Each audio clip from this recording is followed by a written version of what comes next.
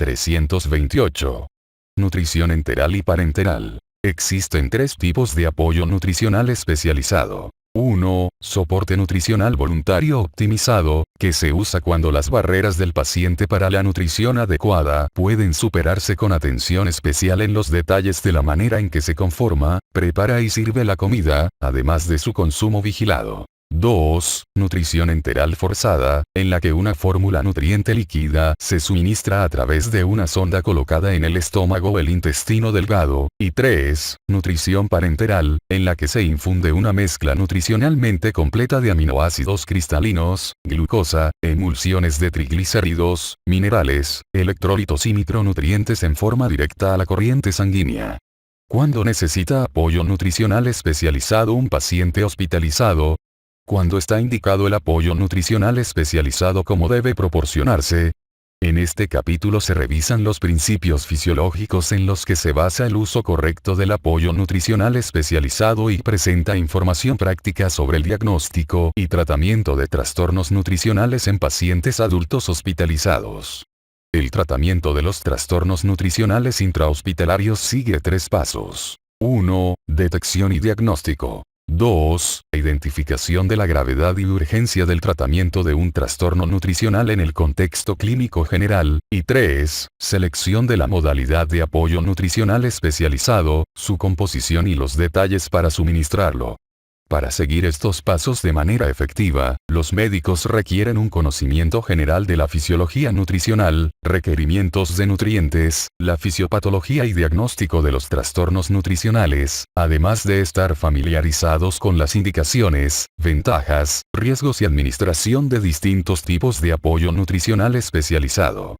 Como la mayoría de los médicos no tiene entrenamiento completo en nutrición clínica, deben colaborar con nutriólogos clínicos y farmacéuticos especializados cuando prescriban nutrición enteral y nutrición parenteral. Fisiología nutricional. Capítulos 325, 327. Energía. El gasto energético total se compone del gasto energético en reposo, casi 24 kilocalorías por kilo de peso corporal adulto normal por día, gasto energético por actividad, casi 12 kilocalorías por kilo en personas sedentarias sanas, y el efecto térmico del alimento, 10% del gasto energético total. El gasto energético total de un adulto sano es de casi 36 kilocalorías por kilo. El gasto energético en reposo puede medirse por calorimetría indirecta o puede estimarse con diversas ecuaciones predictivas que incluyen el peso, talla, edad, sexo y a veces factores relacionados con la enfermedad. La fiebre y algunas formas de enfermedad grave aumentan el gasto energético en reposo. Por lo general, la casi inanición prolongada activa una reducción adaptadora en el gasto energético en reposo, la actividad física voluntaria y el efecto térmico del alimento.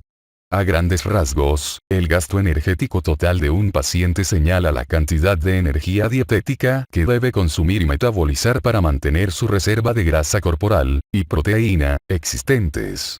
La cantidad de energía que en realidad requiere puede ser menor que el gasto energético total, como en el tratamiento de la obesidad, o mayor al gasto energético total, en la rehabilitación nutricional de pacientes caquéticos. Proteína y aminoácidos. La proteína es un nutriente esencial porque el recambio corporal total de proteínas, un proceso continuo de síntesis de proteínas y degradación hasta los aminoácidos que las constituyen, se relaciona con el catabolismo obligado de los aminoácidos hasta dióxido de carbono, agua, carbohidratos, amonio, urea y ácido sulfúrico. El catabolismo de los aminoácidos puede reducirse como adaptación, cuando disminuye la ingestión de proteínas, pero no por debajo de cierta tasa inferior conocida como mínimo proteínico. Después del ajuste por la ineficiencia de la retención de proteína exógena, esta tasa define la ingestión dietética mínima necesaria de proteínas para mantener la homeostasis proteínica corporal total y el balance cero del nitrógeno. Las proteínas de interés nutricional, incluidas las que forman los tejidos con actividad metabólica del cuerpo, conocidos como masa celular corporal, representan 16% del nitrógeno por peso. El músculo esquelético representa casi 80% de la masa celular corporal y 40-50% del peso corporal en los adultos jóvenes con peso normal. La excreción de 1 gramo de nitrógeno del cuerpo, sobre todo como nitrógeno úrico urinario, implica la pérdida de 6,25 gramos de proteína formada y, como la masa celular corporal es de casi 80% de agua tisular, cerca de 31 gramos de masa celular corporal, casi todo como tejido muscular. La ingestión diaria de proteína más baja compatible con un balance nitrógeno cero, cerca de 0,65 gramos por kilo de peso corporal, es el requerimiento mínimo promedio de proteínas de un adulto sano. Para considerar la variabilidad interpersonal, se agregan 2 desviaciones estándar para calcular la ingestión diaria mínima segura o recomendada de proteína de 0,80 gramos por kilo de peso corporal normal. La ingestión de proteína mayor al requerimiento mínimo casi nunca tiene consecuencias, ya que los aminoácidos excesivos suelen ser fáciles de catabolizar. El consumo promedio de proteína en las sociedades saludables es cercano al doble del requerimiento mínimo promedio. Muchas enfermedades, o su tratamiento, aumentan el requerimiento proteínico de la dieta porque 1. Incrementan la pérdida de aminoácidos del cuerpo, como en la malabsorción y la pérdida de proteínas a través de exudados de heridas, fístulas o diarrea inflamatoria, lo que retira aminoácidos de la circulación. Tratamiento de reemplazo renal. 2. Aumenta el catabolismo de la proteína muscular, como en el tratamiento con dosis altas de glucocorticoides. Los pacientes graves con catabolismo proteínico a menudo excretan 15 gramos nitrógeno por día o más en la orina cuando no se suministra proteína en la dieta. Este ritmo de pérdida de nitrógeno implica una pérdida de 15 multiplicado por 6,25 es igual a 94 gramos de proteína muscular, equivalente a 1 libra, 454 gramos, de músculo perdida cada día.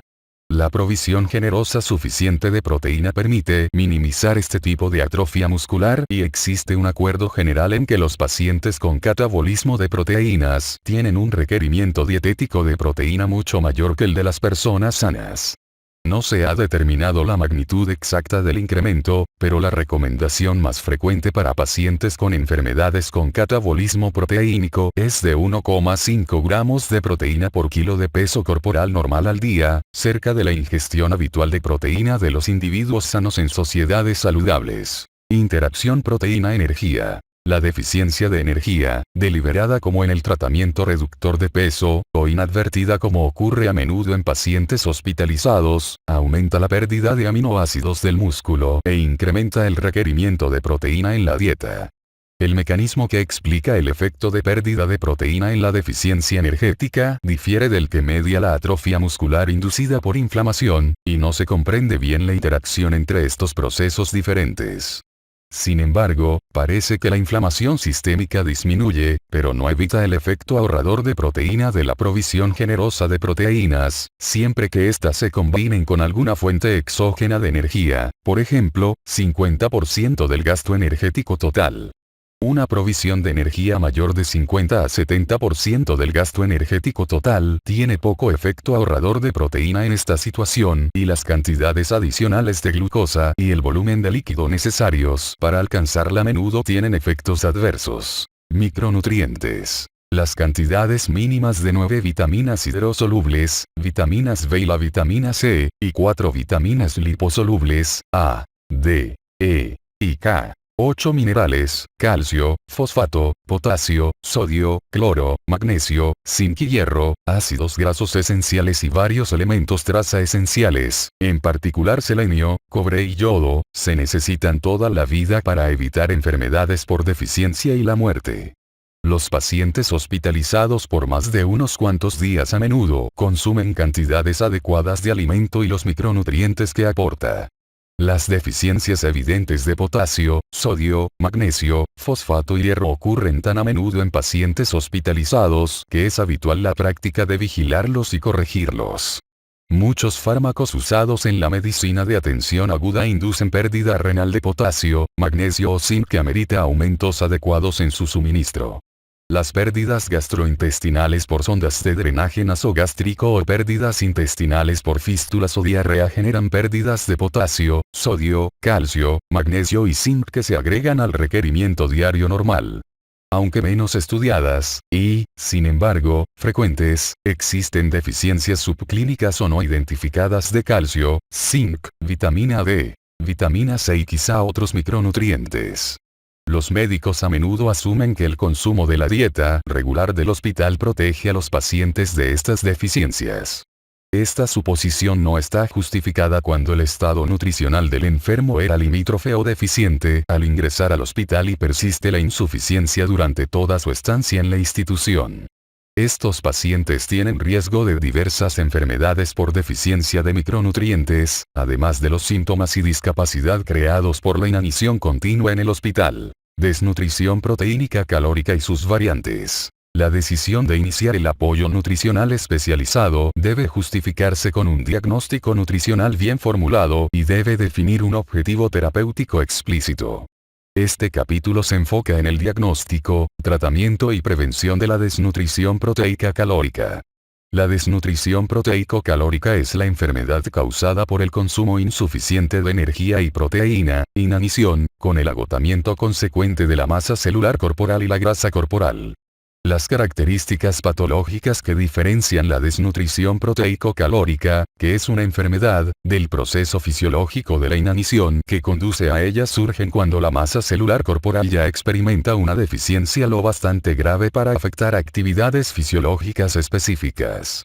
Existen muchos sinónimos de la desnutrición proteico-calórica simple, inducida por inanición. Enfermedad por inanición, enfermedad por hambre, inanición y en fechas más recientes, desnutrición relacionada con inanición.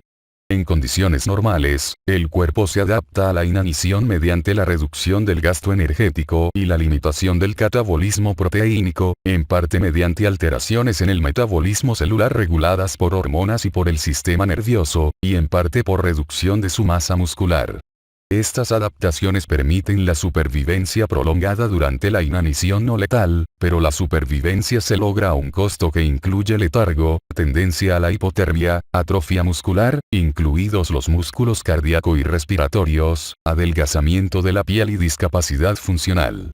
Es fácil detectar las características diagnósticas cardinales de la desnutrición proteico-calórica en la exploración física simple. Atrofia muscular generalizada y agotamiento del tejido adiposo subcutáneo. Sin embargo, con mucha frecuencia la desnutrición proteico-calórica intrahospitalaria permanece sin diagnóstico, en parte por falta de conocimiento y atención de los profesionales de salud y en parte porque la desnutrición proteico-calórica se superpone y a menudo se confunde con otros trastornos frecuentes que también causan atrofia muscular. Terminología. Los términos usados para describir los trastornos nutricionales a menudo son ambiguos y confusos. Desnutrición es un término amplio que se refiere de manera indiscriminada a la suma total de las situaciones nutricionales que dan lugar a la inanición, el proceso fisiológico de la inanición y la desnutrición proteico-calórica que puede derivar de ella. Hasta que se estandarice mejor esta terminología, se sugiere que los trabajadores de la salud distingan de manera explícita entre 1. Situaciones que generan un riesgo de ingestión insuficiente de nutrientes, 2. Situaciones en las que en realidad hay ingestión insuficiente de nutrientes específicos y crea un riesgo discernible de desarrollar una enfermedad nutricional específica y 3. Las enfermedades específicas mismas, que se enumeran más adelante. Desnutrición relacionada con inanición, desnutrición proteínico-calórica no complicada. La desnutrición proteico-calórica se diagnostica cuando la exploración física revela atrofia muscular generalizada y disminución, no siempre agotamiento, del tejido adiposo subcutáneo por consumo insuficiente o malabsorción crónico de alimento. La desnutrición proteico-calórica siempre se acompaña de pérdida de peso, aunque es posible que la pérdida de peso sola no revele su gravedad total, ya que el volumen de líquido extracelular y por tanto, el peso corporal, aumentan, a veces mucho a causa del edema. La desnutrición relacionada con inanición es la desnutrición proteico-calórica no complicada debida solo a la inanición prolongada. La adaptación es un rasgo importante de la desnutrición relacionada con inanición que aumenta la probabilidad de supervivencia al reducir el gasto energético y ralentizar el recambio proteínico del cuerpo, lo que disminuye o detiene la pérdida de proteína y grasa corporales. El riesgo de complicaciones, incluida la muerte, aumenta conforme se agrava la deficiencia de masa celular corporal. Una deficiencia de 50% de la masa celular corporal pone a los adultos jóvenes sin compromiso adicional en el límite de la supervivencia. Los pacientes de mayor edad con enfermedades concomitantes tienen un riesgo aún mayor. Las personas con desnutrición relacionada con inanición se sienten mal, carecen de fuerza, son frágiles y tienen riesgo de hipotermia. La gravedad de la desnutrición relacionada con inanición se revela en la exploración física y en la evaluación de la fuerza y función física del paciente. La causa principal de desnutrición relacionada con inanición en todo el mundo es la privación involuntaria de alimento. Las causas de desnutrición relacionada con inanición en los pacientes hospitalizados son muchas. Incluyen la privación de alimento inadvertida o indicada por el médico, depresión o sufrimiento psicológico, dolor o náusea mal controlados, alimento mal presentado y poco atractivo, barreras de comunicación, anorexia nerviosa, discapacidad física o sensorial, incluida disgeusia, candidiasis bucal, disfagia y otras dificultades mecánicas para la ingestión, obstrucción parcial del esófago, estómago o intestino, angina intestinal, y muy a menudo, combinaciones de estas causas, desnutrición y caquexia relacionadas con enfermedad crónica. Estos dos términos se refieren a la desnutrición proteico-calórica inducida por inanición que se complica por la inflamación sistémica crónica.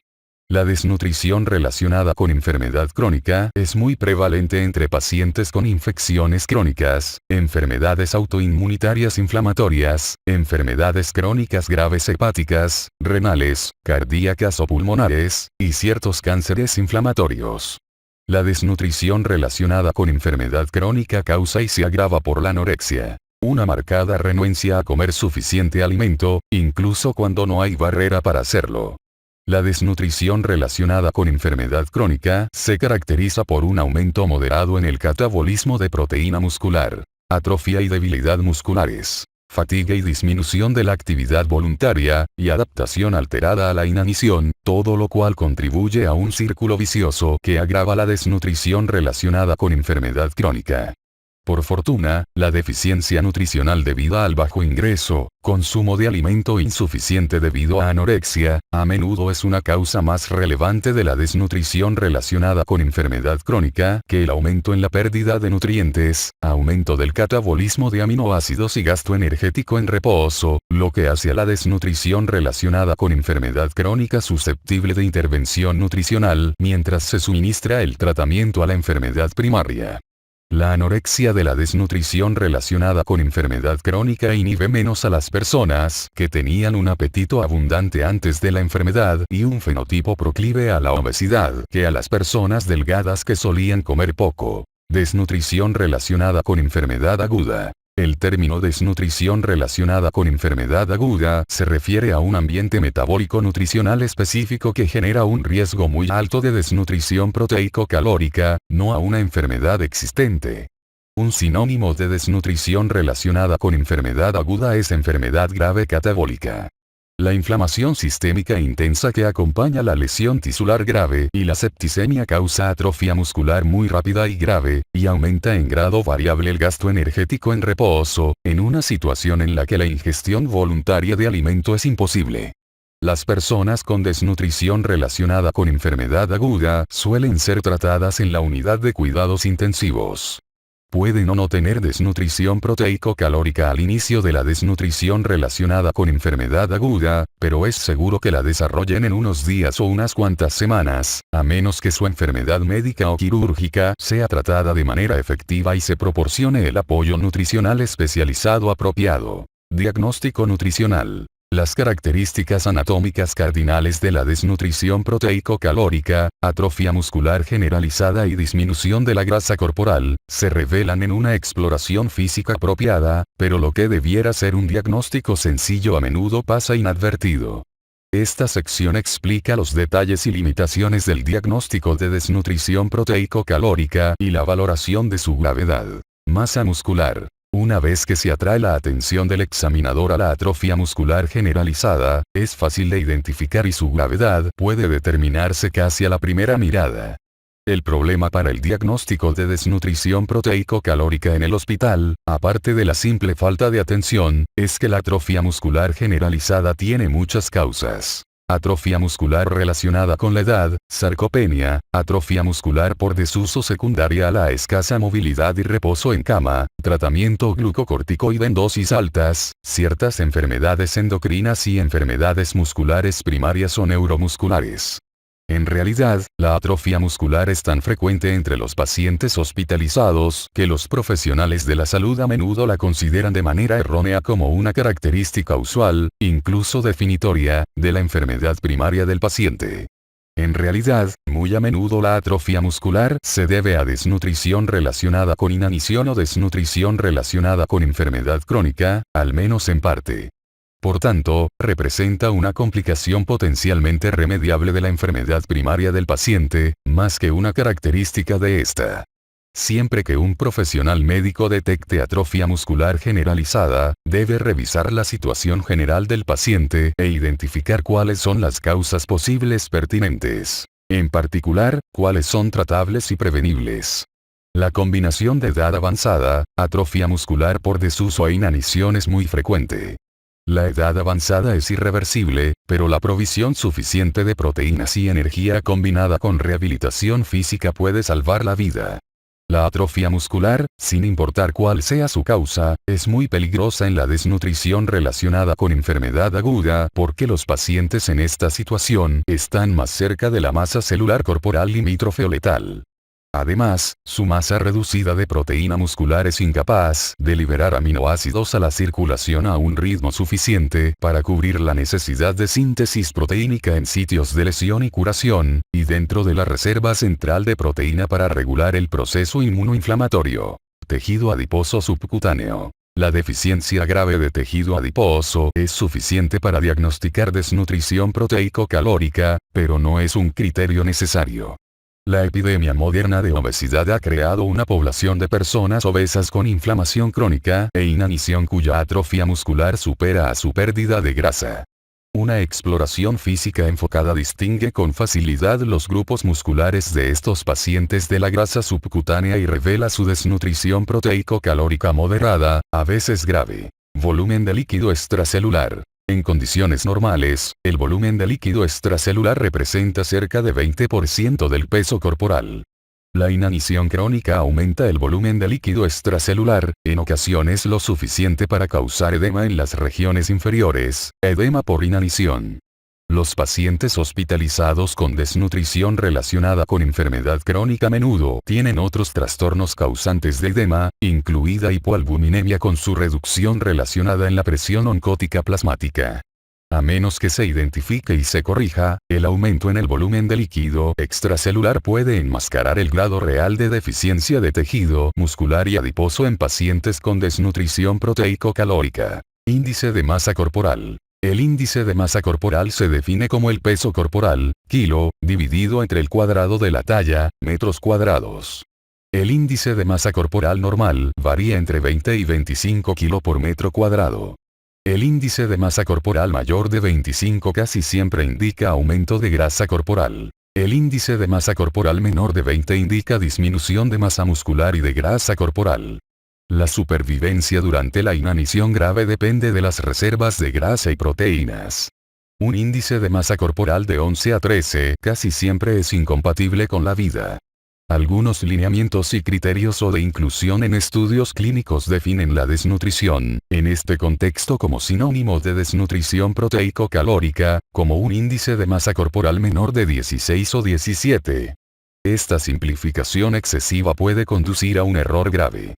Es cierto que un índice de masa corporal de 17 es consistente con desnutrición proteico-calórica, ya que la constitución corporal de tal índice de masa corporal solo puede crearse si se desecha una gran cantidad de masa celular corporal y tejido adiposo. Pero un índice de masa corporal mayor de 17 no descarta la desnutrición proteico-calórica. Muchos pacientes con desnutrición proteico-calórica tienen índice de masa corporal normal o superior al normal debido a la obesidad residual o al incremento del volumen de líquido extracelular. Índice de masa corporal visual. Después de cierta práctica, los clínicos pueden predecir con exactitud el índice de masa corporal de pacientes sin obesidad ni edema mediante el examen o de su constitución muscular. El índice de masa corporal visual es útil para cuantificar y comunicar la gravedad de la desnutrición proteico-calórica del paciente. Una vez adquirida, esta habilidad puede usarse para estimar la gravedad de la desnutrición proteico-calórica en pacientes obesos o edematosos, en los que el índice de masa corporal es poco confiable, si se enfoca la atención en su constitución muscular al mismo tiempo que se descuenta su grasa subcutánea y edema. El índice de masa corporal también puede usarse para calcular el peso corporal seco normalizado de un paciente. El peso corporal seco normalizado de una persona de 1,75 metros con índice de masa corporal visual de 17 igual 1,75 elevado al cuadrado multiplicado por 17 igual 52 kilos. Como los objetivos de proteína y energía se basan en el peso corporal normal, este cálculo es útil en situaciones en las que el peso corporal real es poco confiable o difícil de medir. Valoración de laboratorio y técnica. Las pruebas de laboratorio tienen tres propósitos principales en la valoración y tratamiento de la desnutrición proteico-calórica. Masa muscular. La ecografía portátil es una técnica que puede ser valiosa para cuantificar la masa muscular en sitios específicos del cuerpo, pero no es necesario ni adecuado que sustituya a la evaluación inmediata y completa que el examinador realiza con los ojos, manos y mente. Inflamación sistémica. La presencia o ausencia de inflamación sistémica distingue la desnutrición relacionada con inanición de la desnutrición relacionada con enfermedad crónica/caquexia. Los indicadores de laboratorio más útiles de inflamación sistémica son un valor bajo de albúmina sérica y uno elevado de proteína C reactiva.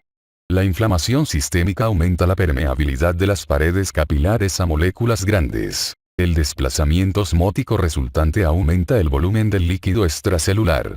La reserva intravascular de albúmina se redistribuye en este volumen más grande, lo que reduce su concentración sérica. También es probable que contribuya al catabolismo de la albúmina aumentado. La atrofia muscular y la deficiencia proteínica en la dieta perpetúan la hipoalbuminemia inducida por la inflamación, ya que la proteína muscular y la dieta proporcionan los aminoácidos necesarios para la síntesis hepática de albúmina.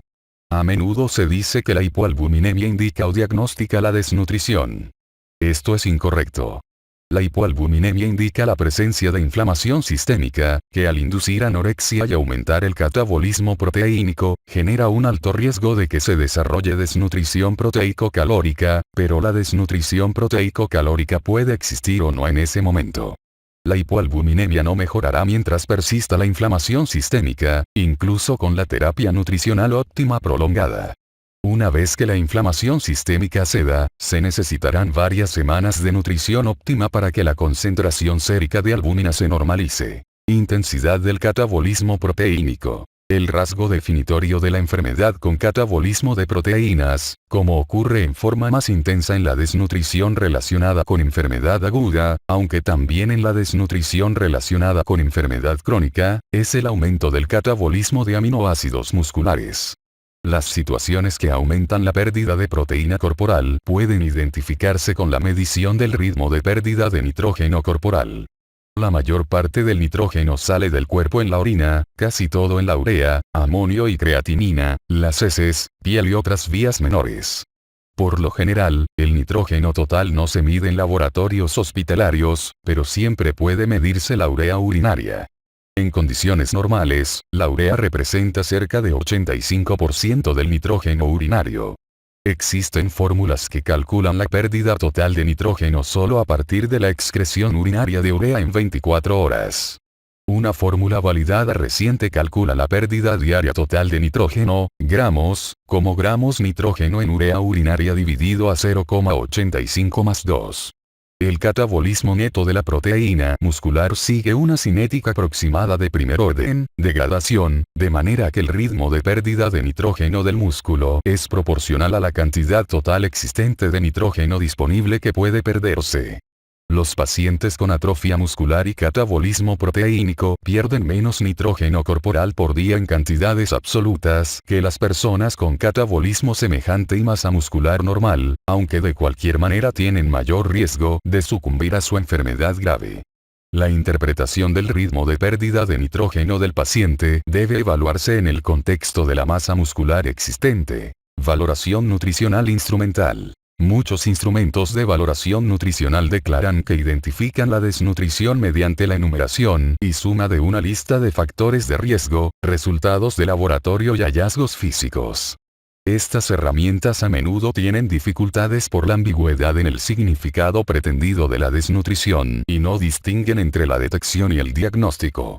El diagnóstico es el proceso de identificación de una entidad patológica conocida en un paciente particular, por ejemplo, desnutrición relacionada con inanición o desnutrición relacionada con enfermedad crónica, luego de considerar los antecedentes médicos del sujeto, los hallazgos pertinentes de la exploración física y los reportes de laboratorio o de imágenes. El diagnóstico también implica una estimación de la probabilidad de que dicho diagnóstico sea correcto y un juicio sobre su gravedad. En contraste, la detección es la aplicación de una prueba que identifica a las personas con riesgo lo bastante alto de cierta enfermedad para meritar la aplicación de procedimientos definitivos a fin de establecer o descartar el diagnóstico, o que identifica a los individuos con riesgo suficiente de desarrollar la enfermedad para meritar intervenciones preventivas. Las herramientas de detección y los factores predictivos de riesgo son útiles, pero es un error confundirlos con un diagnóstico clínico. Valoración global subjetiva. El instrumento formal mejor validado y más útil para diagnosticar desnutrición relacionada con inanición y desnutrición relacionada con enfermedad crónica, y juzgar su gravedad, sin mover al paciente es la valoración global subjetiva. Con este método, el examinador refleja la totalidad de los antecedentes del paciente, evidencia de consumo insuficiente de alimento, pérdida de peso y presencia de factores, como enfermedad gastrointestinal e inflamación sistémica, que son predictivos sustanciales de la capacidad disminuida para ingerir alimento suficiente. 2. Composición corporal actual del paciente, masa muscular, grasa subcutánea y volumen del líquido extracelular, y 3. Su estado funcional, fuerza y movilidad. Luego se toma un momento para formar un juicio intuitivo sobre si el paciente A no tiene desnutrición relacionada con inanición ni desnutrición relacionada con enfermedad crónica. B. Si está en la zona indeterminada de la desnutrición relacionada con inanición o desnutrición relacionada con enfermedad crónica posible o leve o C. Definitivamente tiene desnutrición relacionada con inanición o desnutrición relacionada con enfermedad crónica. También se llega a una conclusión sobre la urgencia con la que se requiere una intervención nutricional. Apoyo nutricional especializado. Apoyo nutricional voluntario optimizado. Cuando es factible, esta es la estrategia de elección porque incluye y le da el poder al paciente, alienta la movilización y reacondicionamiento, es consistente con los objetivos de la medicina centrada en el paciente y está libre de riesgos. Su desventaja es que requiere mucho tiempo, es laboriosa y demanda interés y atención en las necesidades específicas de los pacientes individuales. Nutrición enteral. Es la nutrición suministrada a través de una sonda de alimentación colocada por la nariz hasta el estómago más allá, en el duodeno, mediante un mini procedimiento quirúrgico en el que se introduce la sonda de alimentación a través de la pared abdominal en el estómago o un sitio más distal en el yeyuno mediante un endoscopio, o en una cirugía abierta para llegar al estómago o al intestino delgado. La nutrición enteral es el tratamiento de elección cuando la nutrición voluntaria optimizada es imposible o falló. Es relativamente sencilla, segura, barata y mantiene las funciones digestivas, de absorción y de barrera inmunitaria del tubo digestivo. La nutrición enteral permite administrar cantidades exactas conocidas de nutrientes. Las sondas de alimentación flexibles de pequeño calibre hacen que la colocación sea fácil y aceptable para la mayoría de los pacientes. Las bombas de infusión a un ritmo constante aumentan la confiabilidad del suministro de nutrientes. Los pacientes son candidatos para nutrición enteral cuando la nutrición voluntaria optimizada no es posible o fracasó, y si la función del tubo digestivo es adecuada y es posible establecer el acceso. Productos para nutrición enteral. Las formas más frecuentes de nutrición enteral son fórmulas comerciales con composiciones definidas. Fórmulas poliméricas estándar. Son las fuentes más usuales de nutrición enteral. Están disponibles en una gran variedad de formatos que casi siempre cumplen los requerimientos nutricionales de una persona sana normal. Los carbohidratos proporcionan la mayor parte de la energía. Las proteínas, de caseína, suero de leche o soya, se encuentran intactas y requieren enzimas pancreáticas normales para la digestión y absorción. Estos productos son isotónicos o casi isotónicos, y proporcionan entre 1000 y 2000 kilocalorías y 50 a 70 gramos de proteína por litro. Fórmulas poliméricas con fibra. La adición de fibra dietética a las fórmulas a veces mejora la función intestinal y la tolerancia a la alimentación. Las fibras fermentables, solubles, como la pectina y el guar, son metabolizadas por las bacterias colónicas, lo que genera ácidos grasos de cadena corta, que son sustrato energético para los colonocitos. Las fibras no fermentables, insolubles, aumentan el volumen fecal, mejoran la peristalsis y pueden mejorar la diarrea. Fórmulas elementales y semielementales. Los macronutrientes de estas fórmulas están hidrolizados de manera parcial o completa. Están diseñadas sobre todo para pacientes con mala digestión y malabsorción ya conocidas, aunque a veces se usan en forma empírica en personas que mantuvieron un reposo intestinal prolongado o que están graves, pero sin evidencia sólida de su superioridad. También se usan cuando el paciente no tolera la fórmula polimérica estándar. Fórmulas reforzadoras inmunitarias. Además de proporcionar macronutrientes y cantidades convencionales de micronutrientes, las fórmulas reforzadas inmunitarias contienen grandes cantidades de ciertos nutrientes diseñados para modular de manera favorable la respuesta inmunitaria. En particular arginina y ácidos grasos N3, pero también diversas combinaciones de glutamina, nucleótidos y antioxidantes. Es difícil valorar las fórmulas reforzadas inmunitarias porque hay muchas formulaciones distintas en el mercado y las poblaciones de pacientes estudiados son muy heterogéneas. Los estudios clínicos con fórmulas reforzadas inmunitarias perioperatorias en pacientes que se someten a cirugía gastrointestinal electiva y en personas con lesión cerebral traumática aportan evidencia adecuada de su beneficio. Todavía no se demuestra el beneficio de las fórmulas reforzadas inmunitarias en otros tipos de enfermedades graves. Fórmulas enriquecidas en proteínas. La mayoría de las fórmulas de nutrición enteral aportan calorías y proteína en una proporción adecuada para una persona sana, mientras que las fórmulas enriquecidas en proteínas aportan cerca de 90 gramos de proteína y 1000 kilocalorías por litro. En un principio se comercializaron para cubrir el mayor requerimiento de proteínas relacionado con la nutrición hipocalórica en pacientes obesos. Ahora estos productos se usan cada vez más para proporcionar una cantidad generosa de proteínas sin calorías excesivas a los pacientes con catabolismo proteínico. Otras fórmulas. Existe una amplia variedad de productos de nutrición enteral para enfermedades específicas en pacientes con diabetes o enfermedad hepática, renal o pulmonar. Los detalles y evidencia relacionados con estos productos escapan al alcance de este capítulo. Nutrición parenteral. Suministra un régimen nutricional completo en forma directa a la corriente sanguínea en forma de aminoácidos cristalinos, glucosa, emulsiones de triglicéridos, minerales, calcio, fosfato, magnesio y zinc, electrolitos y micronutrientes. Debido a su elevada osmolaridad, mayor de 1200 miliosmoles por litro, y su volumen a menudo alto, la nutrición parenteral se infunde en una vena central en los adultos.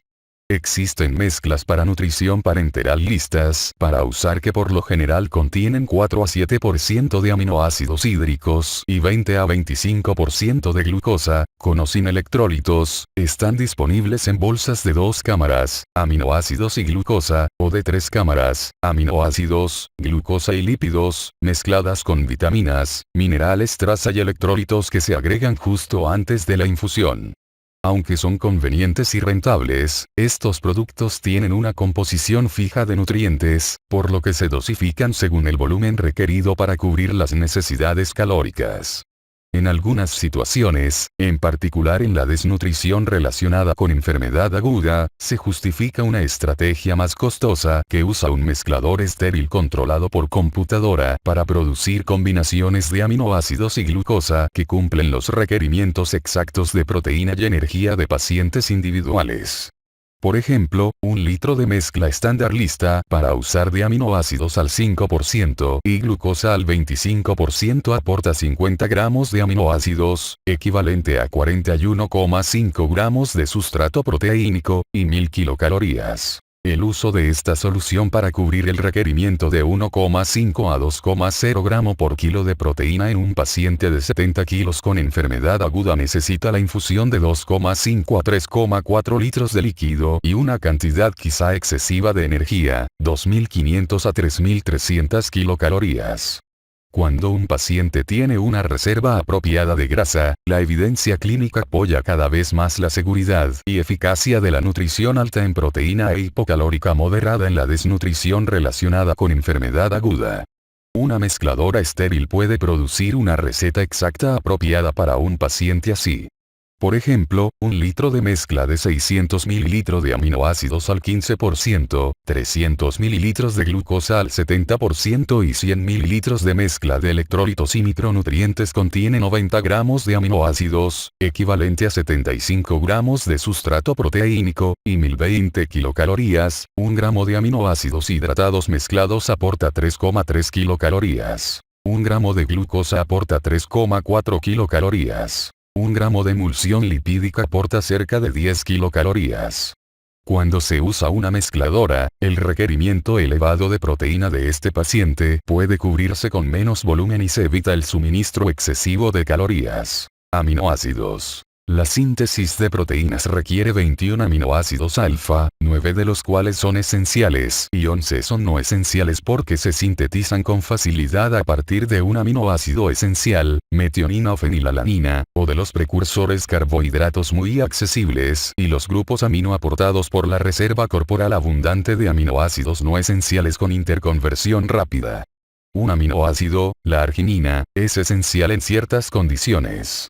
Las mezclas de aminoácidos para nutrición parenteral varían un poco, pero todas ellas aportan cantidades apropiadas de aminoácidos esenciales y arginina, al tiempo que compensan su falta de glutamina, y en ocasiones de glutamato o aspartato, al incluir grandes cantidades de glicina y otros aminoácidos no esenciales. La contribución específica de cada aminoácido no esencial a una mezcla nutricional es menos importante que la cantidad total de nitrógeno no esencial que aporta. El estado hidratado de los aminoácidos libres en la nutrición parenteral reduce su densidad calórica de 4,0 a 3,3 kilocaloría por gramo y reduce en 17% la cantidad de sustrato proteínico que proporcionan. Por ejemplo, 100 gramos de aminoácidos mezclados libres proporcionan 83 gramos de sustrato proteínico y 340 kilocalorías. Carbohidratos y lípidos. El carbohidrato de la nutrición parenteral es glucosa monohidratada, 3,4 kilocaloría por gramo. Las emulsiones de lípidos aportan calorías y los aminoácidos esenciales N6 y N3. Las emulsiones lipídicas habituales se basan solo en aceite de soya, pero se están cambiando por emulsiones mixtas que incluyen triglicéridos de cadena mediana, ácidos grasos N9 monoinsaturados y ácidos grasos N3. Se cuenta con emulsiones de aceite de soya puro. Una mezcla con 80% de aceite de oliva y 20% de aceite de soya. Y una mezcla de 30% de aceite de soya, 30% de triglicéridos de cadena mediana, 25% de aceite de oliva y 15% de aceite de pescado. Las emulsiones de lípidos complejas están más enriquecidas con ácidos grasos N3 y menos ácidos grasos poliinsaturados N6 que el aceite de soya, que es más proclive a la peroxidación de lípidos y podría promover la formación de los derivados proinflamatorios N6. Como regla general, el ritmo de infusión de lípidos no debe ser mayor de 8 gramos por hora, para un paciente de 70 kg, o 175 gramos, 1925 kilocalorías, al día. Minerales, micronutrientes y elementos traza. Las concentraciones predeterminadas de electrolitos, minerales y micronutrientes en las soluciones para nutrición parenteral están diseñadas para cubrir los requerimientos normales y se ajustan para cubrir los requerimientos a menudo anormales y cambiantes de los pacientes individuales. Como son inestables, las mezclas multivitamínicas se inyectan en las bolsas de nutrición parenteral justo antes de entregarlas para su administración. Los requerimientos de vitaminas hidrosolubles son mayores que los requerimientos orales estándar porque los pacientes hospitalizados a menudo tienen deficiencias vitamínicas o mayores requerimientos, y porque la administración intravenosa de vitaminas aumenta las pérdidas urinarias. La vitamina C se degrada en forma espontánea en las soluciones de nutrición parenteral, incluso cuando se protegen de la luz. La cantidad de vitamina D en los productos intravenosos de vitaminas es insuficiente. Las sales de hierro son incompatibles con la mayoría de las soluciones para nutrición parenteral. Estudio del paciente. Indicaciones, selección y provisión de apoyo nutricional especializado. El apoyo nutricional especializado es complicado, y la cantidad y calidad de la evidencia clínica que respalda sus distintos usos son limitadas. Aún así, las enfermedades causadas por desnutrición son muy prevalentes. Agravan los resultados clínicos, y son prevenibles y tratables. Los médicos tienen la responsabilidad de prevenir, diagnosticar y tratar estas enfermedades, y realizan su labor en forma apropiada cuando tienen la guía de un conocimiento sólido de los principios nutricionales, observación astuta, razonamiento clínico riguroso y colaboración con nutriólogos y farmacéuticos clínicos especializados. La mayoría de los pacientes hospitalizados no requiere apoyo nutricional especializado. Muchos de ellos mejoran con el tratamiento apropiado de su enfermedad primaria. Otros tienen una enfermedad terminal cuya evolución en declive no se detendrá con el apoyo nutricional especializado. Los pacientes que no pueden comer suficiente alimento del hospital y que tienen o están en riesgo de desnutrición relacionada con inanición o desnutrición relacionada con enfermedad crónica son prospectos para el soporte nutricional voluntario optimizado. Cuando esta estrategia es insuficiente o falla, se consideran los puntos a favor y en contra del apoyo nutricional especializado invasivo. La decisión de suministrar o omitir nutrición enteral o nutrición parenteral se basa en una síntesis de 4 factores. 1. La confirmación de que es probable que la ingestión de nutrientes sea insuficiente por muchos días. 2. El paciente tiene atrofia muscular importante, por cualquier causa, o agotamiento adiposo. 3. Las necesidades nutricionales del sujeto son altas, como en la diarrea inflamatoria, fístulas enterocutáneas, exudados o un estado catabólico de proteínas marcado. Y 4. El juicio razonado de que el apoyo nutricional especializado es un prospecto razonable para mejorar el resultado clínico o la calidad de vida del paciente. Cuando la persona ya tiene desnutrición proteico-calórica, y es probable que el tratamiento mejore su bienestar y resultado clínico, la decisión se inclina en favor de la intervención. Es importante hacer un diagnóstico formal y documentar la desnutrición proteico-calórica y sus variantes.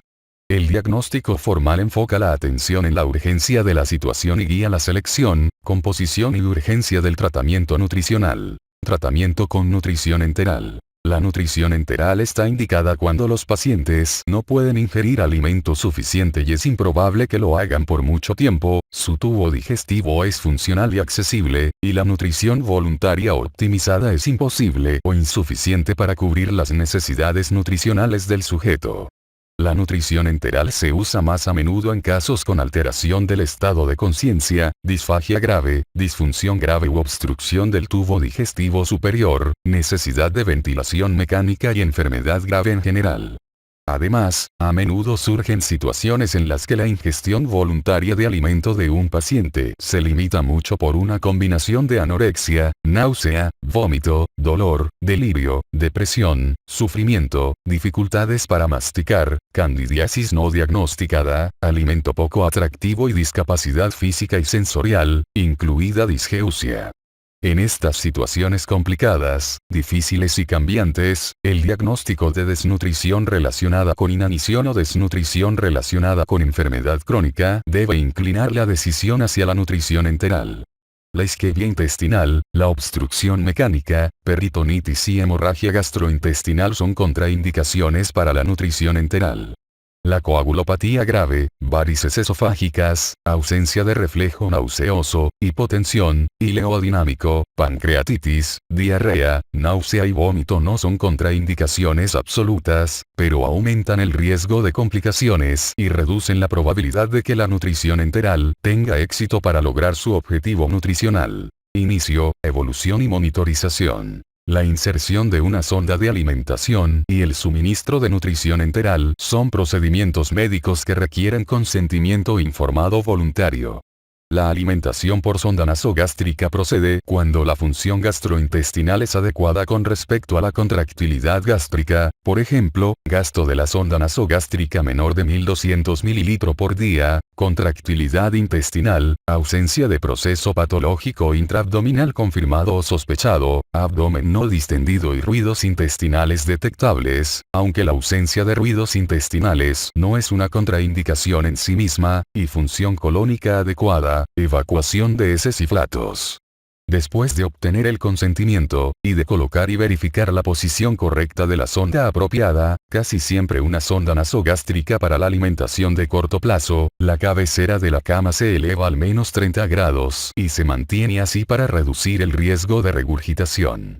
Se infunde una fórmula polimérica estándar, casi siempre con un ritmo inicial de 50 ml por hora y se aumenta en 25 ml por hora cada 4 a 8 horas hasta alcanzar el ritmo deseado. Las fórmulas elementales se inician a un menor ritmo y se avanzan con más lentitud. La alimentación intragástrica permite usar una fórmula de osmolaridad más alta. La alimentación por bolo intragástrico es una opción, 200 a 400 ml de solución de alimentación infundida durante 15 a 60 minutos a intervalos regulares, con verificación del contenido gástrico residual cada 4 horas. La alimentación en bolo no es posible con la vía yeyunal, la cual requiere vigilancia para detección de dolor abdominal, distensión y ruidos intestinales cada 4 horas. Complicaciones y su tratamiento. Las complicaciones más frecuentes de la nutrición enteral son aspiración de fórmula regurgitada o vomitada, diarrea, trastornos de líquidos y electrolitos, hiperglucemia, náusea, dolor abdominal, estreñimiento y falta de logro del objetivo nutricional. Broncoaspiración. Los pacientes debilitados con retraso del vaciamiento gástrico, alteración del reflejo nauseoso y tos inefectiva tienen riesgo alto de neumonía por broncoaspiración. La broncoaspiración es muy frecuente en pacientes con ventilación mecánica.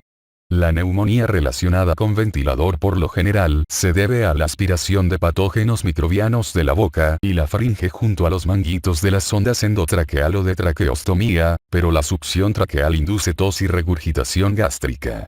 Las medidas para prevenir la neumonía relacionada con ventilador incluyen elevación de la cabecera de la cama, higiene bucal y descontaminación gastrointestinal, algoritmos dirigidos por enfermería para el avance de la fórmula y en ocasiones, alimentación pospilórica. La nutrición enteral no debe omitirse cuando hay volúmenes residuales gástricos menores de 300 a 400 ml en ausencia de otros signos de intolerancia gastrointestinal, náusea, vómito, dolor abdominal intenso, distensión abdominal.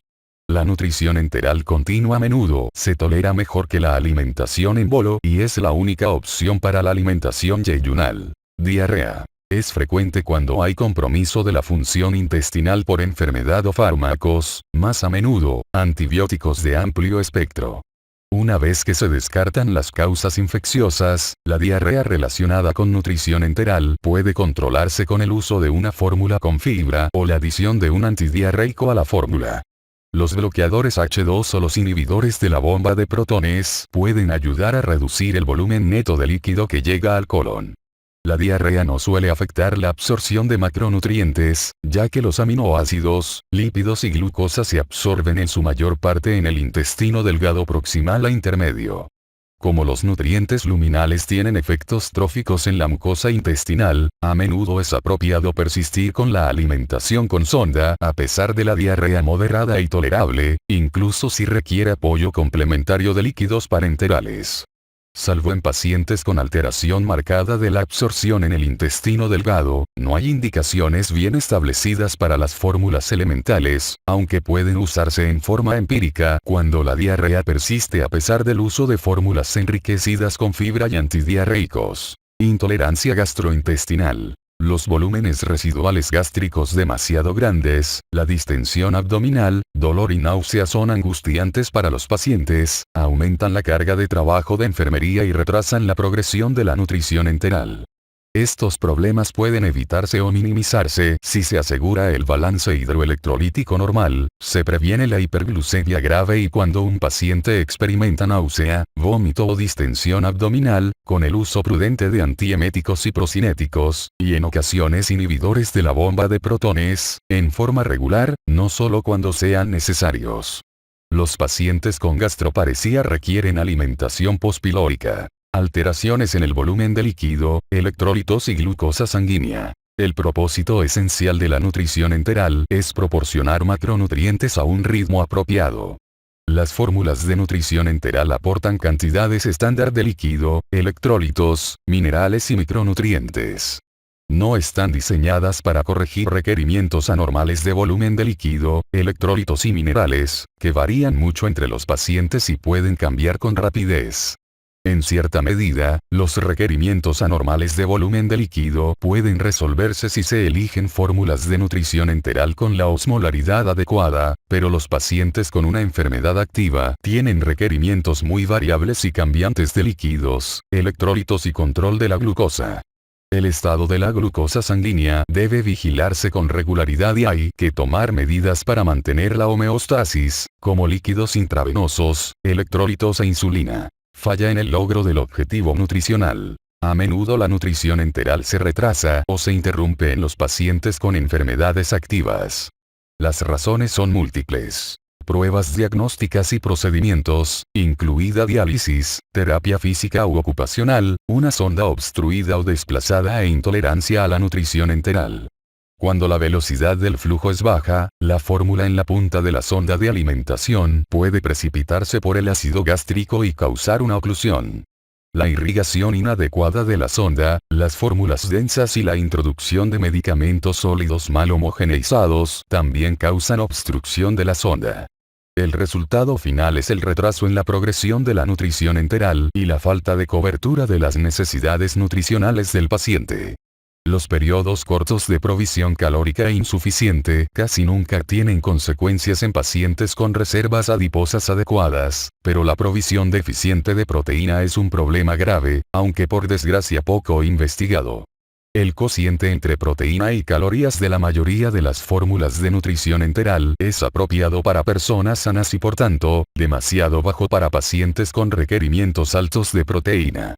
Las fórmulas altas en proteína son adecuadas cuando la nutrición enteral progresa con mucha lentitud o cuando la persona tiene un requerimiento alto de proteína, desnutrición proteico-calórica preexistente o es obeso y se beneficiaría con la nutrición hipocalórica. Nutrición enteral en la unidad de cuidados intensivos. La mayoría de los pacientes graves no puede comer nada, dependen por completo del apoyo nutricional especializado. La nutrición enteral tiene dos propósitos en la unidad de cuidados intensivos. El primero es cubrir los requerimientos de micronutrientes del paciente, sobre todo su requerimiento a menudo muy elevado de proteína.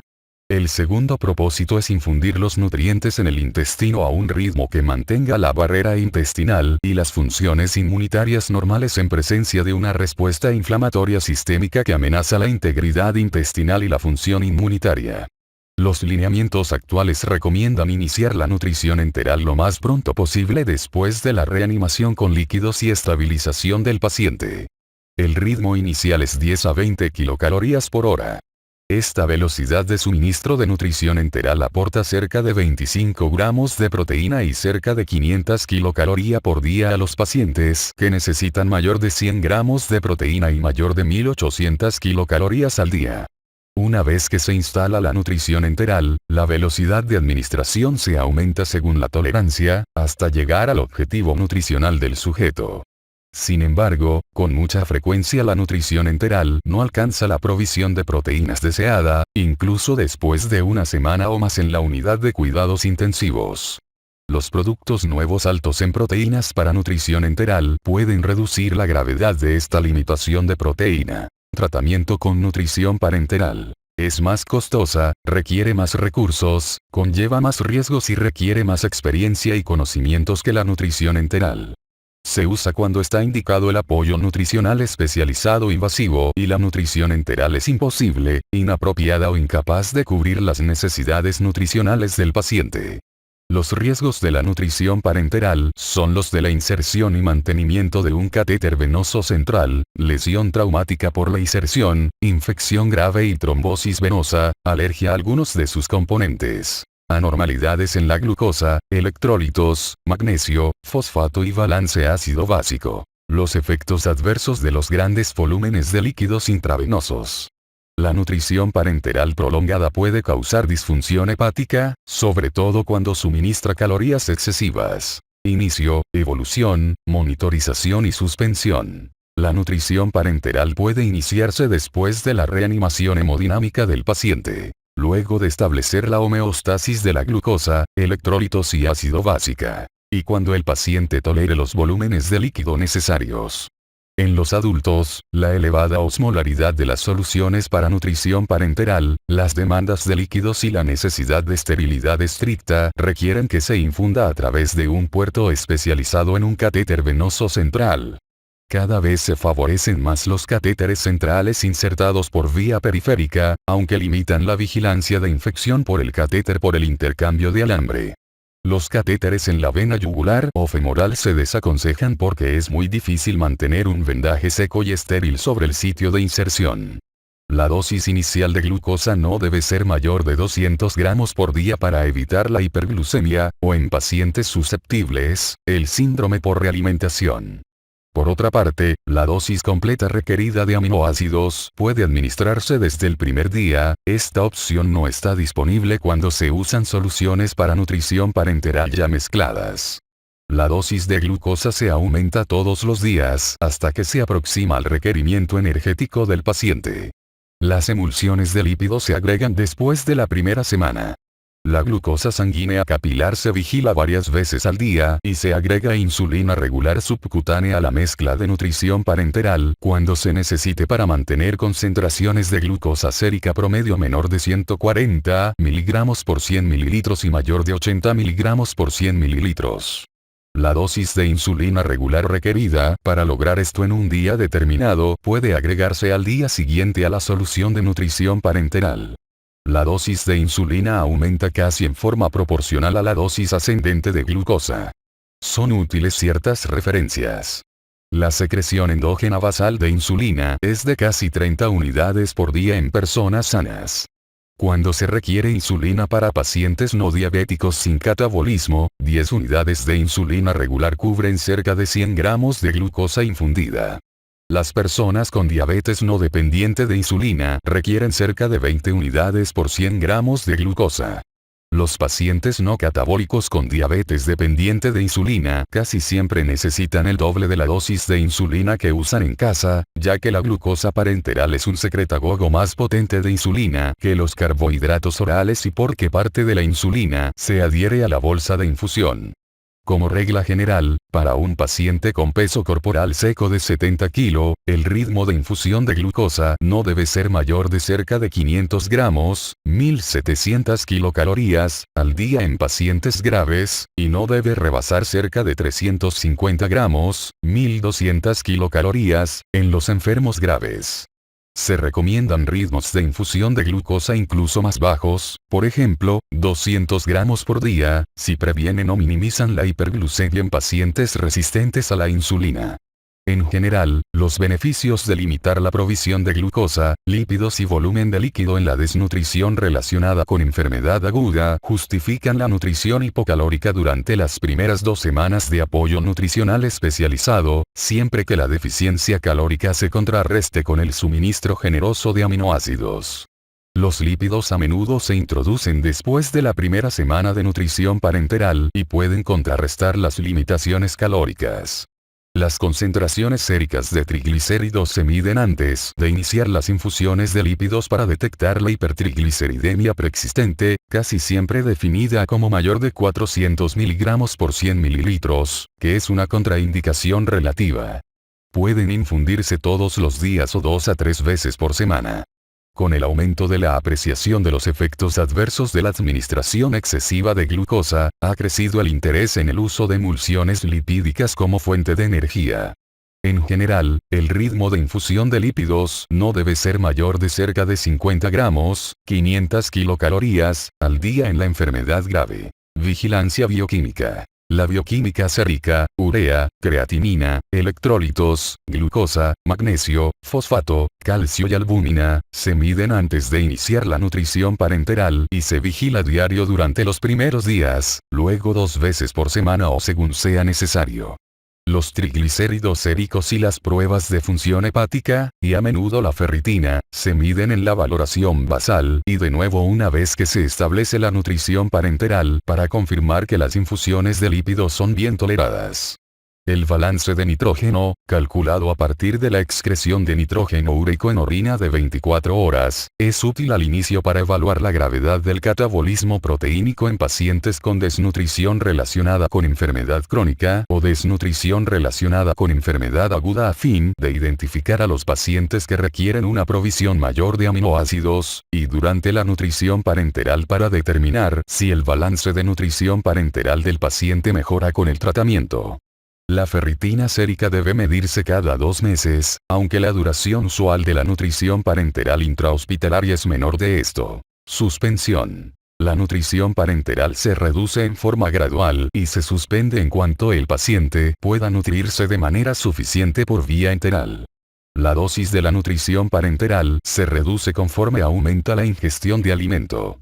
Como regla general, una vez que el paciente tolera la mitad a 2/3 de su requerimiento de alimento por vía enteral y no hay una barrera mecánica o de otro tipo a las mejoras adicionales en la ingestión, la nutrición parenteral puede suspenderse. La transición a la nutrición oral es lenta para muchos pacientes con desnutrición relacionada con enfermedad crónica. La nutrición voluntaria optimizada es preferible a la nutrición enteral invasiva para estas personas porque es segura, efectiva, fomenta el bienestar y los prepara para el egreso. Resulta tentador suspender la nutrición parenteral como una forma de estimular el mayor consumo de alimento. Debe resistirse tal tentación. La nutrición parenteral no causa anorexia, su suspensión tampoco estimula el apetito. La suspensión prematura de la nutrición parenteral puede retrasar la progresión del paciente hasta el consumo de alimento voluntario completo, ya que causa ansiedad y recrea las condiciones de la inanición. La suspensión de la nutrición parenteral es más exitosa con el fomento de la actividad física, con la optimización de la nutrición voluntaria, incluso alimentos traídos de casa, con apoyo emocional y con paciencia. Por otra parte, los pacientes que están al límite de la nutrición oral adecuada a menudo se benefician con la salida del hospital, la seguridad y el placer de estar en casa y comer alimentos preparados en casa son estímulos potentes. Limitaciones, efectos colaterales y complicaciones. Complicaciones de los catéteres centrales. Los pacientes que reciben nutrición parenteral tienen mayor riesgo de infecciones sanguíneas que otras personas con catéteres venosos centrales. El riesgo se reduce con una técnica de inserción aséptica apropiada, el cuidado meticuloso del vendaje y el contar con un puerto solo para la nutrición parenteral.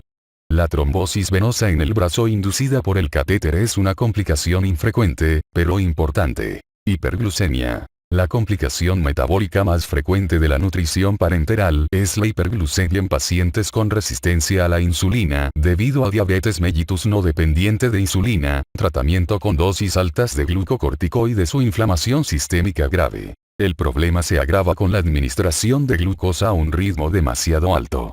Las concentraciones de glucosa son más fáciles de mantener menor de 140 mg por 100 ml con el menor riesgo de hipoglucemia si se infunden cantidades hipocalóricas de glucosa y si es necesario, se cubre el requerimiento de energía con lípidos intravenosos. En la desnutrición relacionada con enfermedad aguda, los beneficios de usar la dosis más baja de insulina, hiperinsulinemia mínima y menor riesgo de hipoglucemia, casi siempre rebasan el objetivo dudoso de igualar con rapidez la provisión calórica con el gasto energético del paciente. Hipoglucemia. La hipoglucemia reactiva es infrecuente, pero puede ocurrir cuando la nutrición parenteral alta en glucosa y sin insulina se suspende en forma súbita. Se previene si se reduce la velocidad de infusión de la nutrición parenteral a 50 ml por hora por 1 a 2 horas antes de suspenderla, o de cambiarla por glucosa al 10%, o cuando la vía oral es posible, con el suministro de un bocadillo. Lo más frecuente es que la hipoglucemia ocurra cuando la intensidad del estrés metabólico del paciente, o su dosis de glucocorticoide, disminuya sin un ajuste descendente apropiado en la dosis de insulina.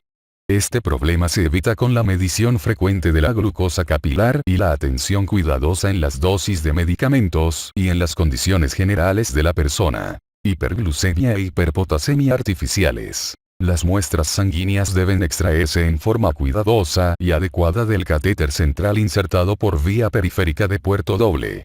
La mezcla de la muestra incluso con una cantidad diminuta de solución de nutrición parenteral indica hiperglucemia e hiperpotasemia falsas, y puede llevar a un error de tratamiento.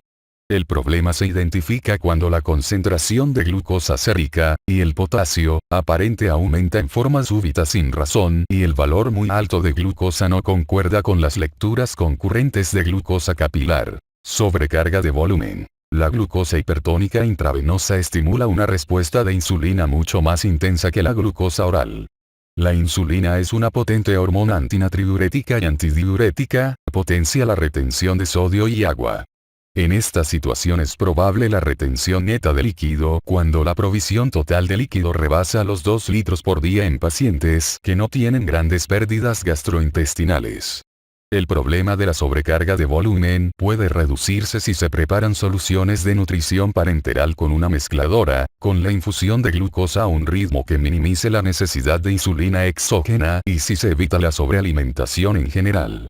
El ingreso de sodio tiene una función importante en la retención de líquido. La retención de líquido neta puede minimizarse si se limita el suministro de sodio a 20 a 30 milimol por día, con ajuste para las pérdidas gástricas o intestinales de sodio, ya que cuando la función renal es normal y la secreción de hormona antidiurética no aumenta, las concentraciones urinarias de sodio suelen ser menor de 10 milimol por litro. Hipertrigliceridemia. Esta complicación ocurre cuando la velocidad de infusión de lípidos rebasa la capacidad de eliminación de triglicéridos plasmáticos. La insuficiencia renal, septicemia, el exceso de glucosa, que estimula la lipogénesis, diabetes mellitus, dosis altas de glucocorticoides y la falla orgánica múltiple reducen la eliminación de triglicéridos. Las complicaciones posibles, pero no bien documentadas de la hipertrigliceridemia grave inducida por nutrición parenteral son la alteración de la respuesta inmunitaria, mayor riesgo de pancreatitis aguda y alteración hemodinámica pulmonar. Disfunción hepática. Los incrementos leves en las concentraciones de las enzimas hepáticas séricas pueden ocurrir en las 2 a 4 semanas siguientes al inicio de la nutrición parenteral, pero en la mayoría de los casos se normalizan, incluso si se continúa la nutrición parenteral. Aunque la disfunción hepática de relevancia clínica es frecuente en niños, no lo es en adultos, siempre que se eviten el exceso de suministro energético y el hígado graso consecuente. En ocasiones hay colestasis intrahepática después de muchas semanas de nutrición parenteral continua y por lo general es de origen multifactorial. La nutrición parenteral cíclica, en la que se infunde la nutrición parenteral solo por 12 horas del día, puede prevenir o reducir la gravedad de esta complicación. Nutrición parenteral en la unidad de cuidados intensivos. Las guías actuales recomiendan iniciar la nutrición enteral tan pronto el paciente grave se reanime y estabilice y se cuente con un acceso enteral. La nutrición enteral se incrementa en los días siguientes para llegar al objetivo nutricional del enfermo. Si el objetivo no se ha alcanzado después de 7 a 10 días, se recomienda la nutrición parenteral rica en aminoácidos, sobre todo cuando persiste el catabolismo de proteínas. La nutrición parenteral generosa en aminoácidos, 85 a 140 gramos de sustrato proteínico por día para un paciente de 70 kilos, e hipocalórica, 1200 a 1400 kilocaloría por día, limita el riesgo y la gravedad de la hiperglucemia y la sobrecarga de volumen, y puede mejorar los resultados clínicos en esta situación. Las emulsiones de lípidos con base de soya deben evitarse durante la primera semana de nutrición parenteral en la unidad de cuidados intensivos. Las emulsiones lipídicas alternativas pueden ser seguras y beneficiosas. Condiciones clínicas especiales. Ancianos. Además de otras fragilidades fisiológicas, los ancianos a menudo tienen atrofia muscular relacionada con la edad que se complica por la atrofia muscular por desuso. Estos factores los ponen en riesgo alto de desnutrición proteico-calórica y los convierten en prospectos para el apoyo nutricional especializado temprano. Inactividad. La actividad física y la nutrición adecuada son interdependientes. La actividad física reducida disminuye el apetito y la rehabilitación física y los beneficios emocionales que conlleva restauran el optimismo y el apetito. La provisión completa de nutrientes mantendrá o normalizará muchas actividades fisiológicas en los pacientes encamados, pero no incrementa la masa muscular. Insuficiencia renal. La provisión de proteínas no debe reducirse en presencia de lesión renal, a menos que no se cuente con terapia de reemplazo renal. El suministro de proteína y vitamina C debe aumentarse cuando se usa la terapia de reemplazo renal, ya que elimina grandes cantidades de aminoácidos y vitamina C de la circulación. Insuficiencia hepática. Los pacientes con enfermedad hepática grave son prospectos para apoyo nutricional especializado porque toleran poco la inanición y a menudo ya tienen desnutrición relacionada con enfermedad crónica cuando ingresan al hospital. El apoyo nutricional especializado debe ser generoso en calorías y sobre todo en proteína, la cual debe proporcionarse a pesar de un riesgo elevado de encefalopatía hepática. El riesgo de encefalopatía puede disminuirse con la atención cuidadosa al balance de líquido y electrolitos, y con la diseminación del suministro de proteína durante el día para adaptarse a la capacidad reducida del hígado para eliminar el amoníaco derivado de los aminoácidos. Apoyo nutricional especializado perioperatorio. Los pacientes que esperan una cirugía mayor electiva se benefician con apoyo nutricional especializado preoperatorio por 7 a 10 días, si existe desnutrición relacionada con inanición, o sobre todo desnutrición relacionada con enfermedad crónica. Cuando es posible y se implementa en forma apropiada, la nutrición voluntaria optimizada es preferible, pero cuando un paciente ingresó al hospital, por definición su condición es semiurgente, y la nutrición enteral o la nutrición parenteral alcanzarán el objetivo nutricional del paciente con más rapidez. El apoyo nutricional especializado preoperatorio mejora la inmunidad y reduce las complicaciones posoperatorias, pero no aumenta las concentraciones séricas de albúmina y no debe proporcionarse por más de 7 a 10 días con ese objetivo en mente. La nutrición enteral o nutrición parenteral preoperatoria más prolongada puede conferir ligeros beneficios nutricionales adicionales, pero se contrarrestan por sus riesgos y las consecuencias de la hospitalización prolongada y el retraso de la cirugía.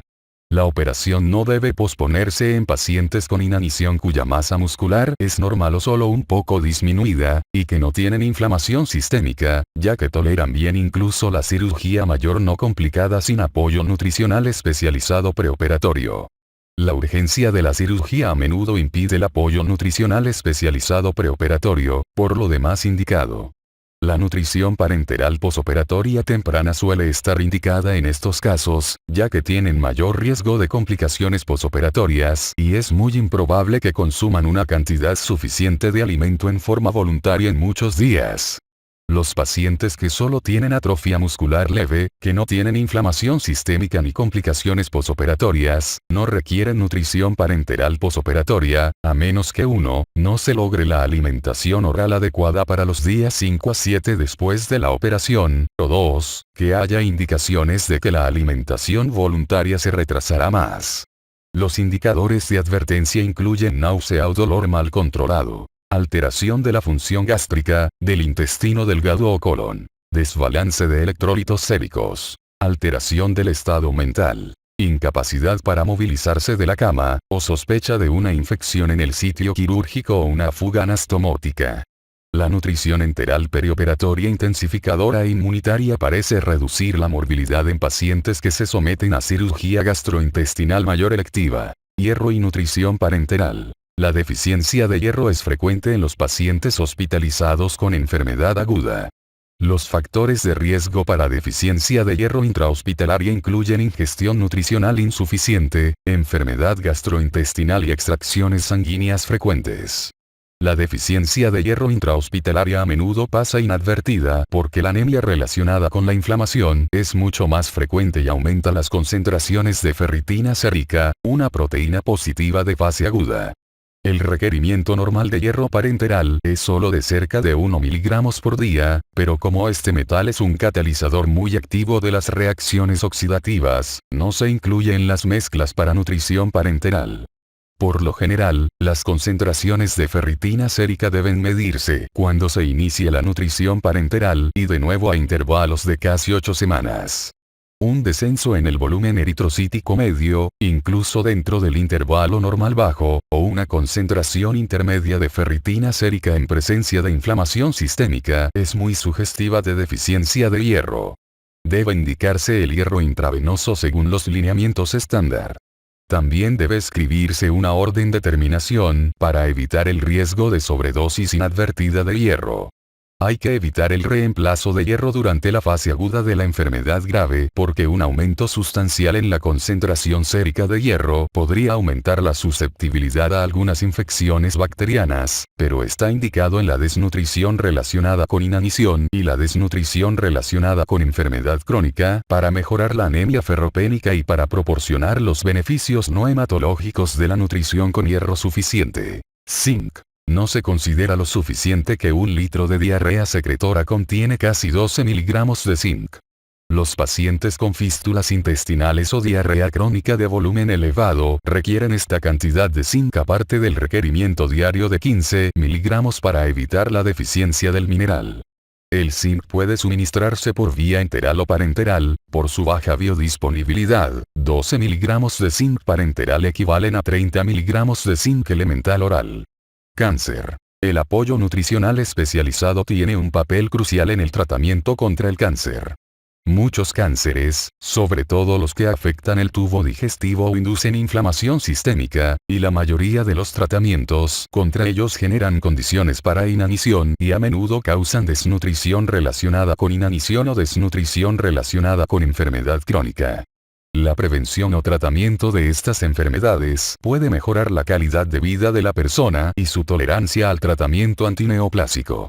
Como regla general, la nutrición enteral y la nutrición parenteral no se prescriben a pacientes que no se someten a tratamiento anticanceroso activo porque los efectos colaterales y complicaciones del apoyo nutricional especializado invasivo no se contrarrestan con una mejor evolución de la enfermedad. En algunos casos, la enfermedad tiene una progresión inexorable pero lenta, por lo que el paciente podría morir por inanición mucho antes que por el cáncer. La nutrición enteral o nutrición parenteral suelen ser apropiadas en estos casos. Demencia avanzada. La nutrición voluntaria optimizada es la alternativa clave en esta situación y puede usarse para corregir problemas como la discapacidad y la disfagia en pacientes que muestran un placer discernible al comer. No hay evidencia de que la nutrición enteral o la nutrición parenteral mejoren la calidad o duración de la vida de personas con demencia avanzada y con poco o nulo interés en la comida, y sus efectos colaterales y complicaciones son desagradables, a veces peligrosos. Síndrome por realimentación. El síndrome por realimentación puede ocurrir en pacientes con inanición durante la primera semana de reposición nutricional, si se introducen carbohidratos con mucha rapidez. La provisión de carbohidratos estimula la secreción de insulina, que debido a su efecto antinatriurético expande el volumen del líquido extracelular cuando se suministra un exceso de sodio. El edema por realimentación puede minimizarse si se limita mucho la administración de sodio y se incrementa despacio el suministro de carbohidrato. La realimentación con carbohidrato puede estimular lo suficiente la glucosa, 6-fosfato y la síntesis de glucógeno para reducir mucho las concentraciones séricas de fosfato. La realimentación mejora el gasto energético en reposo reducido adaptador de los pacientes con desnutrición relacionada con inanición y estimula la retención de nitrógeno, la síntesis de nuevas células y la rehidratación celular. El fosfato, potasio, magnesio y zinc son frecuentes y peligrosos durante la realimentación. Su estado debe vigilarse y hay que aportar suplementos apropiados. La deficiencia aguda de tiamina es una complicación devastadora, pero prevenible, de la realimentación, incluso con soluciones de glucosa simple. Puede haber insuficiencia cardíaca izquierda en personas predispuestas. Los factores desencadenantes de la insuficiencia cardíaca izquierda son el aumento súbito del volumen intravascular por la administración de líquidos y glucosa, lo cual estimula la secreción de insulina, con la retención renal de sodio relacionada. Aumenta la demanda cardíaca por el incremento del gasto energético en reposo en un paciente con atrofia del ventrículo izquierdo y volumen por latido bajo. Y deficiencias miocárdicas de potasio, fósforo o magnesio. Es posible que haya arritmias cardíacas. La realimentación puede desencadenar el beriberi húmedo en poblaciones pobres y desnutridas. Consideraciones globales. Las enfermedades macronutricionales son las mismas en todo el mundo, pero su prevalencia varía con las diferencias regionales en la prevalencia de enfermedades médicas y quirúrgicas primarias que las inducen y las dos causas más importantes de inanición: pobreza y desigualdad social. La desnutrición relacionada con inanición limítrofe prolongada es tan frecuente en algunas partes del mundo que la Organización Mundial de la Salud acuñó el término deficiencia energética crónica para describirla. La deficiencia energética crónica se clasifica en 3 niveles de gravedad. Grado 1, índice de masa corporal 17,0 a 18,4. Grado 2, índice de masa corporal 16,0 a 16,9, y grado 3, índice de masa corporal menor de 16. En adultos por lo demás sanos, la deficiencia energética crónica de grados 2 y 3 se relaciona con mayor probabilidad de días de enfermedad, menor capacidad laboral, función reproductiva reducida y desempeño más pobre en la lactancia. La actividad física voluntaria disminuye en la deficiencia energética crónica grado 3, que es equivalente al diagnóstico de desnutrición relacionada con inanición.